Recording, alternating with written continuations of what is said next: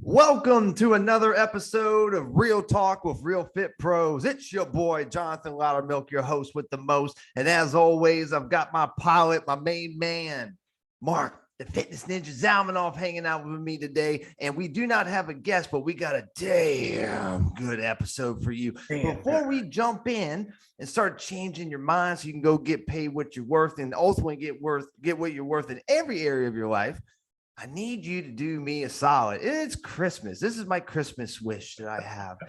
Leave us a review, hit the subscribe, screenshot it, tag us at the Fit Pro Bros. Shoot, you could even text or email this episode to someone that you know that needs to hear this so that we can help more of our bros and sisters go out there and get what they're worth. Yeah.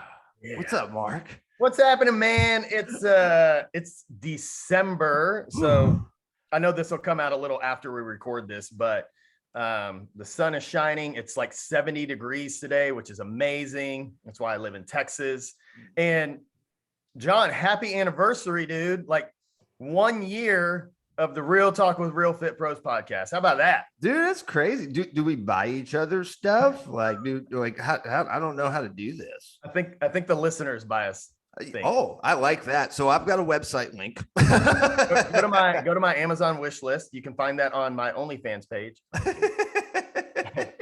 Feet photos, $5 a pop. It's Christmas.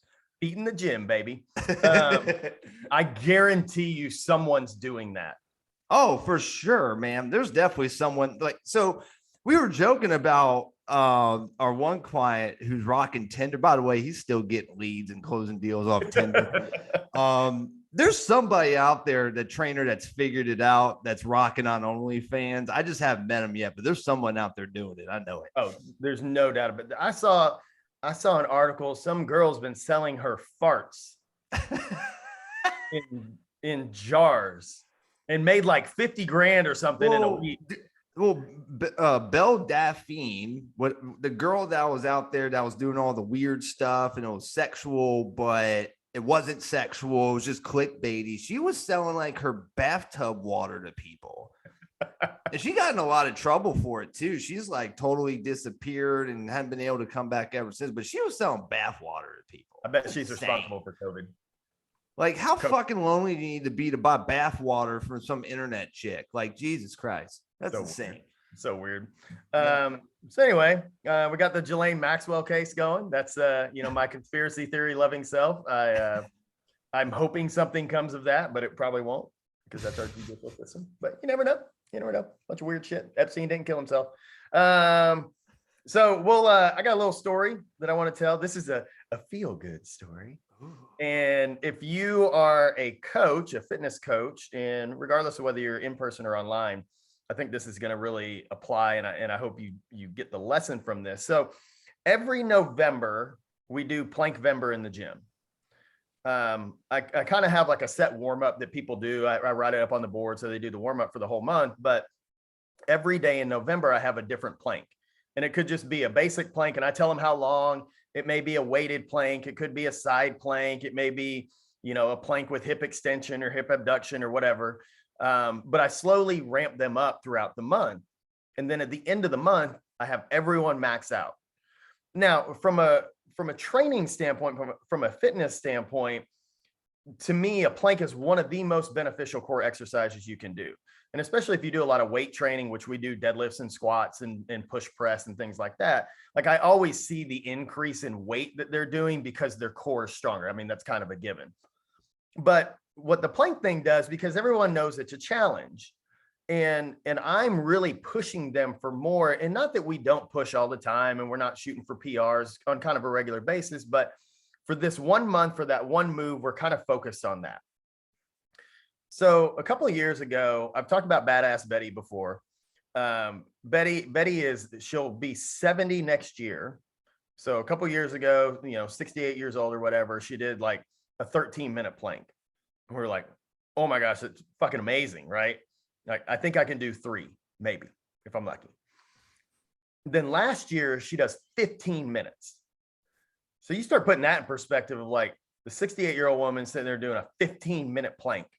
And my homie Dale, who is my longest tenured client of 13 and a half years, he did 13 minutes.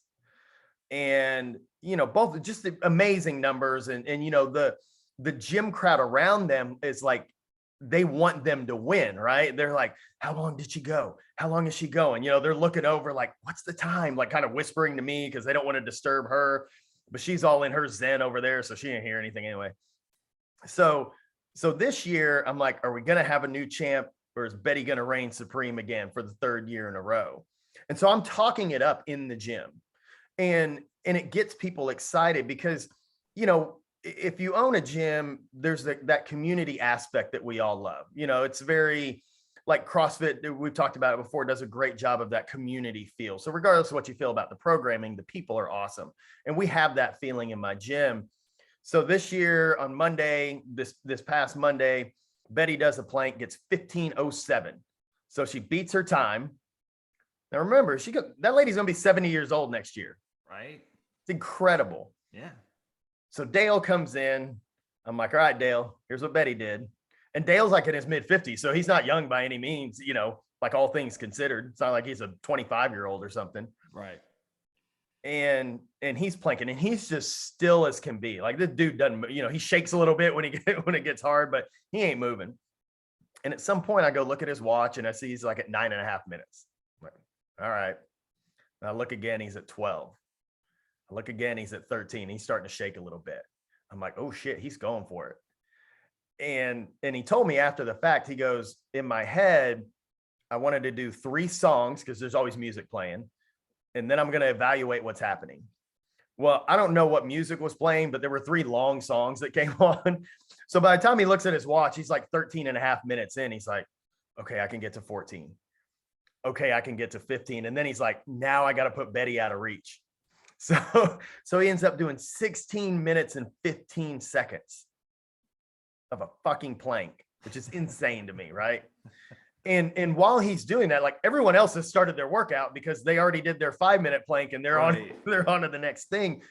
But you know, they're looking over and they're like, you can do it, you got it, you got it. And he finally drops down, and you know, I announce the time and everyone cheers.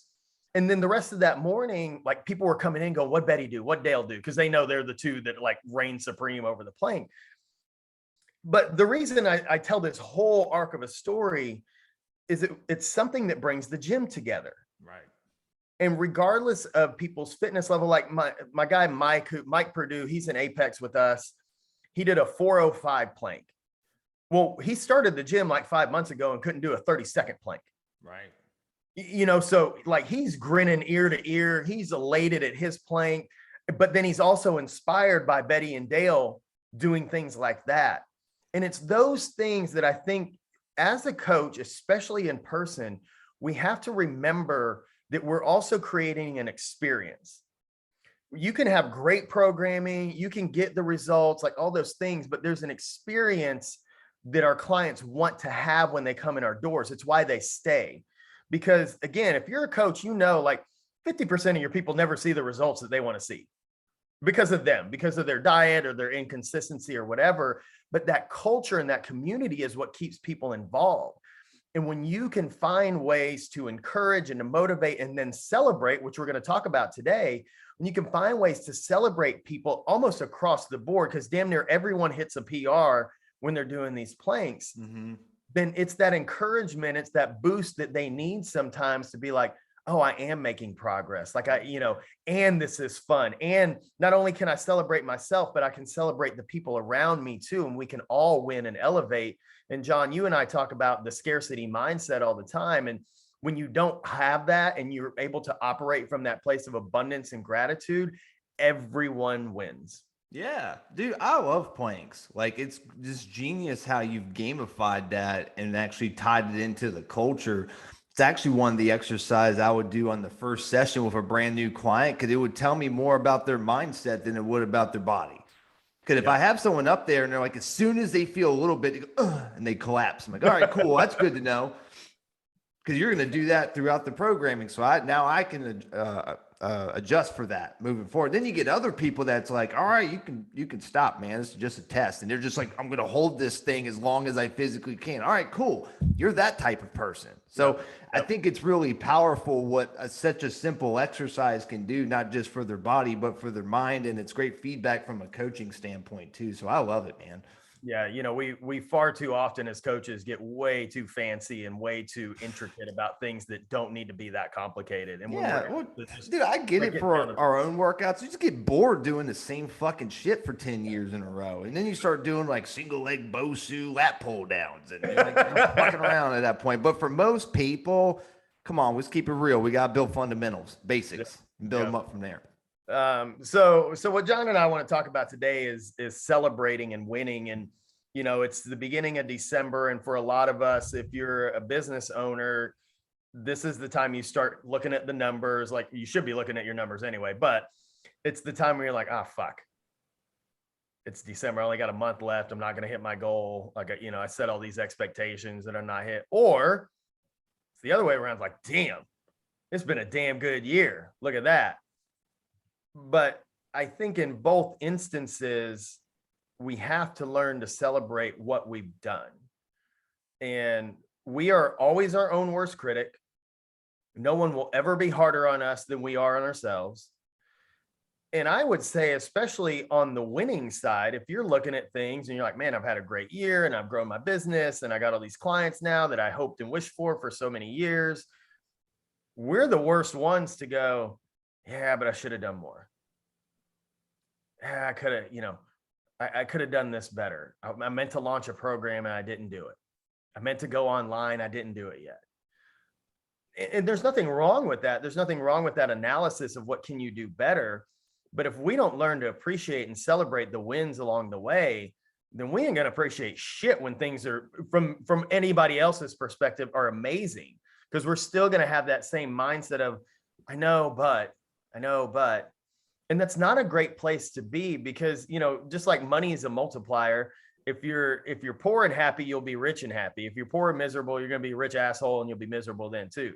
Yep. And I think the same goes with success in business. Like if you're not willing to celebrate what you did do and be realistic about what you didn't do, then nothing is ever going to be good enough.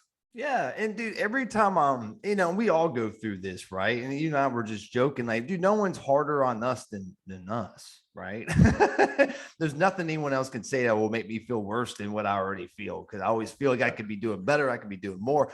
And I think of the movie with Adam Sandler, and it's kind of an older one, but it's that Sandy Wexler movie on Netflix where he plays like that very noisy kind of talent agent, and he's helping like singers get jobs and stuff like that. And he ends up helping this singer break out. She was like singing at Disney World in a chicken outfit, and he heard her, was like, you've got talent, and she ends up blowing up. And one of the things that he told her as she started to blow up was, don't ever forget where you came from. And he handed her the chicken outfit that she used to wear. He goes, put it on. She's like, I don't want to fucking put it on. He goes, just put it on. And he finally gets her to wear it. And that was what kind of made her realize, like, wow, I am really grateful for where I'm at. And she was getting stuck and getting negative, how things weren't going according to plan. But when you look at where you came from relative to where you're at right now, I guarantee you've got at least a few things you can be grateful for. And that's only going to help you get more and more and more of it. And, you know, I've said this a lot recently that, you know, many of us are living the life that years ago we dreamed of having, right? Yeah. We said, you know, when I get this, when I make this type of money, when I have this many clients, when I have this type of influence, everything's gonna be awesome. Well, now you have it and you're still not satisfied. And again, there's nothing wrong with, there's blissful dissatisfaction. You know, you can be happy and not satisfied. You can say, look, I have accomplished this. Oh my gosh, amazing.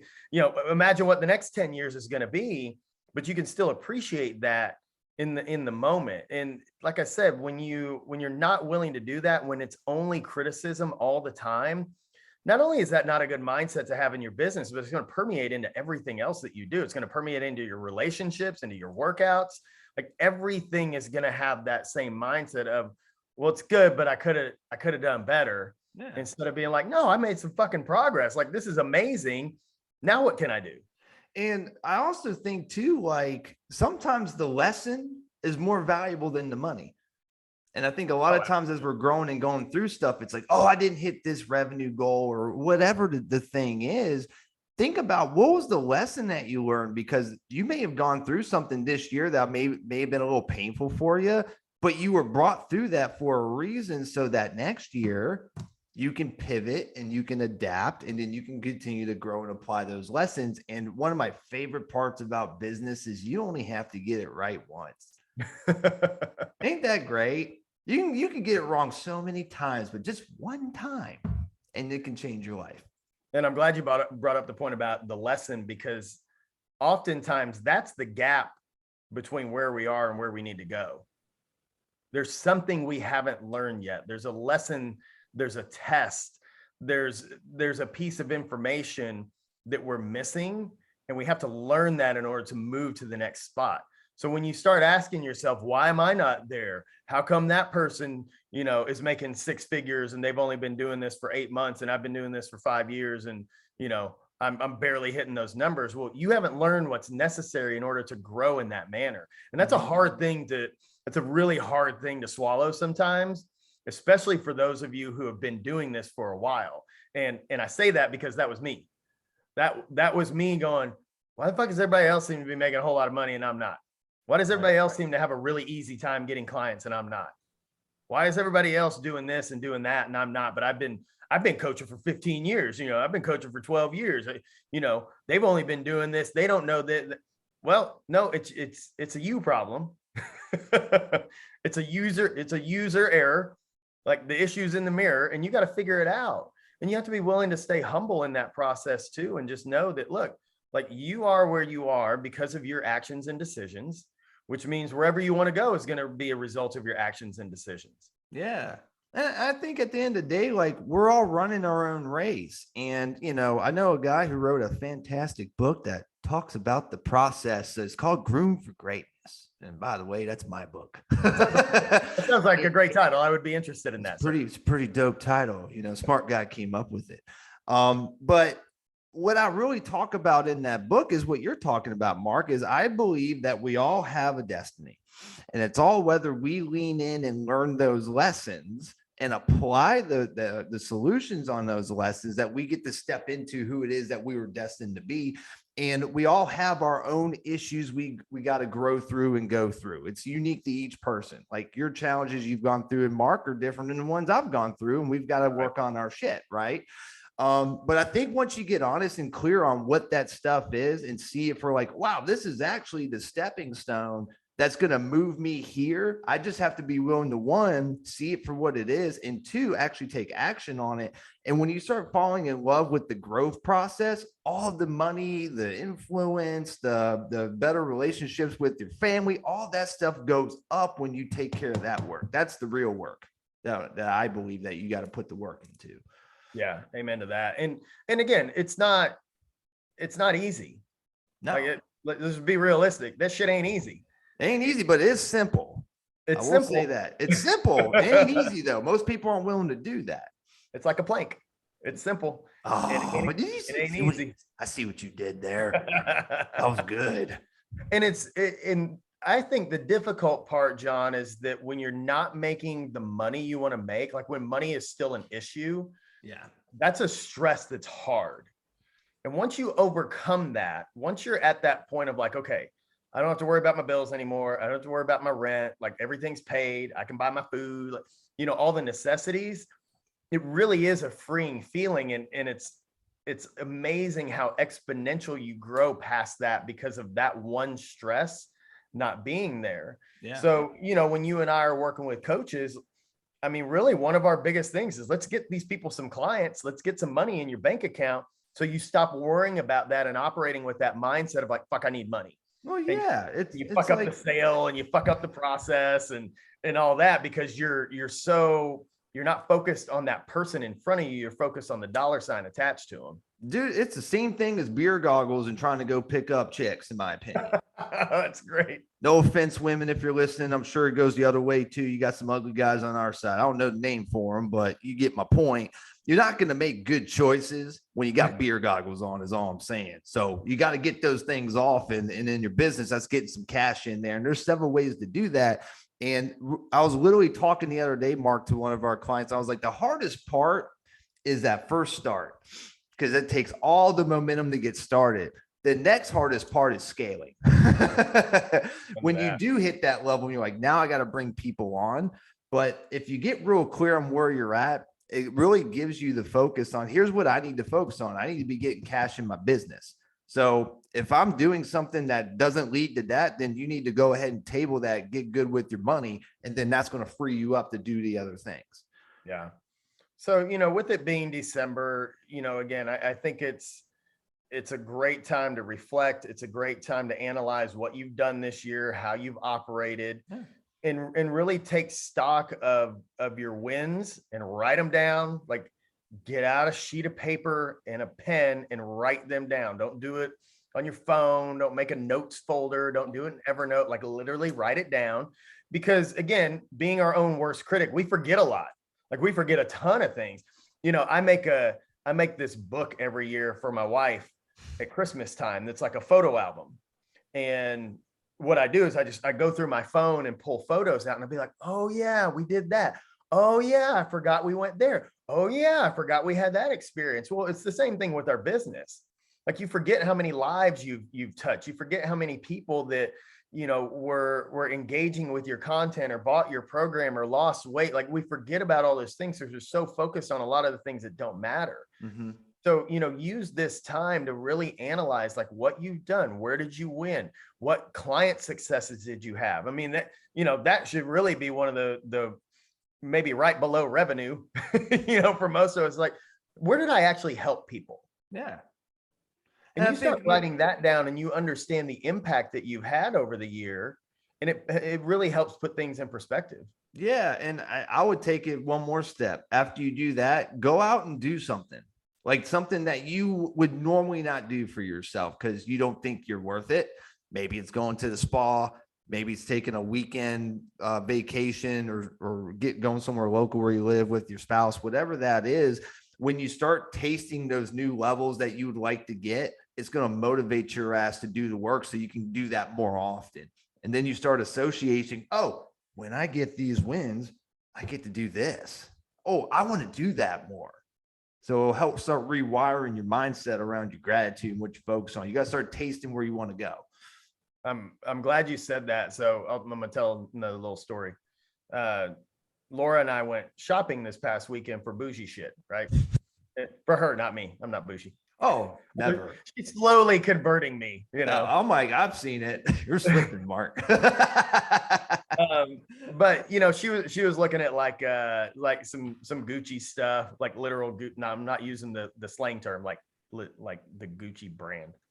And she sees this purse, and she's like, "Oh, let me see the purse." So the lady brings purse down, and I have no point of reference for any of this stuff. Like, it doesn't make sense to me, right? It's a purse. I don't know. It looks fancy. It's soft. What the fuck ever. And it's really expensive, right? And so I don't know if you know this, but ladies try purses on, which I've never, like, that's a foreign concept to me until I met my wife. She's like, "Ooh, how does this one look?" I'm like, "I don't know. I'm looking at your butt." And but here's the deal. It's something that she could afford. Like, she could have bought it right then and there if she wanted to. No big deal, right? But I told her, I said, "Why don't you attach that to a goal?" And so she kind of looked at me like, ugh. But immediately it came into her head, because there's something she's been meaning to do in her business that she hasn't done. She's been putting it off. And I'm like, "Well, why don't you, when that happens, come back and get the purse?" She's like, "Oh, you're right." And so, to your point, like, I think there's ways to, again, gamify this system for ourselves and reward our own winning with a little delayed gratification too. Mm-hmm. Because there are a lot of things that we don't normally do for ourselves. I think massages are, as a coach, like, we're tight and things hurt all the time and we don't take care of our bodies the way we tell everybody else to. But I think having those things and putting that out there and saying, look, when I hit this benchmark, when I get this many clients, when I hit this revenue goal, I'm going to reward myself by doing this. Mm-hmm. And it's the carrot on the stick. And I think it works, and when you attach it to something that you could do right now, but you delay it because you're like, okay, well, I'm going to wait till I get that next win. Yeah. I love it. I love that motivation. Yeah. Same thing with mowing the grass. When I was younger, I'd be watching my dad and he'd mow the grass. And then afterward, he'd pop open a Budweiser. I'd be like, why do you always drink a beer after you mow the grass? He goes, it tastes better after the work. Hell yeah. Yeah. And that's something that stuck with me, so it works. I love it. That's why that beer after the Tough Mudder is always amazing. Dude, yeah, you just beat the shit out of yourself for God knows how long. Yeah, your body's like, this is amazing. Dude, there was this girl at the world's toughest. So as people were crossing the finish, like the big finish, like you're done and you've done your however many horrible miles you did. She had a backpack with a bunch of mini shot glasses and Fireball. And she's like, you want a shot of Fireball? And I'm like, yeah, why the hell not? And she's like, oh, we're doing this old school. She's like, lean your head back. And she just poured the bottle. Oh my God, dude, I can't tell you how many girls I saw in college. I would roll up to a party and be like, Fireball. And it's like doing shots. And man, women love Fireball. It's weird. So yeah, if you're a coach, you can celebrate with Fireball as well. Hey, if you actually do it, you can tag us. Take a picture of you doing Fireball. Yeah, please do. Please do. So, again, to kind of start to wrap this up a little bit, celebrate your wins. Like really take stock of what you've done this year. And like I said, I really encourage people to put pen to paper. It's so much more powerful to write things down physically than it is to type them out somewhere. But write down what went right. Write down the things that you could have improved upon or that you weren't happy with, or maybe just things that need to be eliminated altogether. I think a lot of times we try to diversify ourselves and we get too far into the weeds and we get away from what our original intent and mission was. And just hone in on what's working. Look at your numbers, where's your revenue coming from, and really map out that plan for next year. Cause it's going to be here, we got 30 days from today. I think this will probably air and there'll be like 22 days left in the year. And, I can't believe it's December already. Right. So you went faster than last year. So, you're going to look up and it's going to be March and you're going to be going, what the fuck am I doing? Right. So get that plan laid out. And as always, if you need help, if you need some guidance, that's what Jon and I are here for. That's why we do what we do. The Real Talk with Real Fit Pros Facebook group, go join that if you're not in that already. Mm-hmm. And, utilize the network of people that we've built and including ourselves and get better. Simple as that. Yep. And as you're celebrating your wins, get clear and ask yourself, are you getting what you're worth? And really be honest with yourself. Are you getting what you're worth in the types of clients you work with? Like, are you happy with them? Do you like who you work with? Or is it just transactional? Do you like the relationship you have with your family? Do you like the relationship you have with yourself? And I think when you get honest with that, then you can start formulating the plan, what you need to do to move into next year. And when you start implementing these things now, so many times I see people think they can fix their problems in 30, 60, 90 days. Where if you just gave yourself 12 months, here are the 2 to 3 things that I'm going to make non-negotiable, you will be fucking amazed at what you could do in 12 months.